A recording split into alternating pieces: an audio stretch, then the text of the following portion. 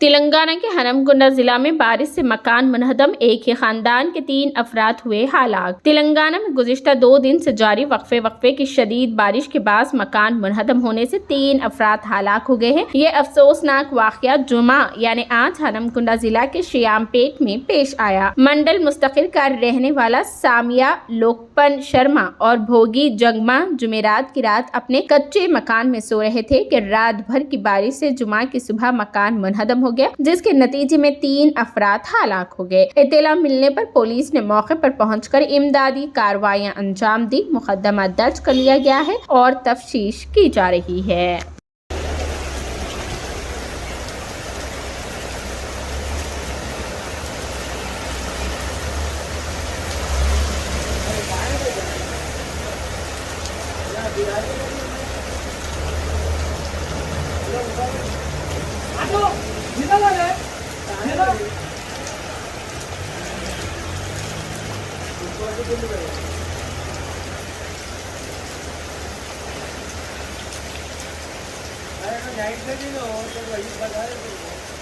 आ जाओ आ जाओ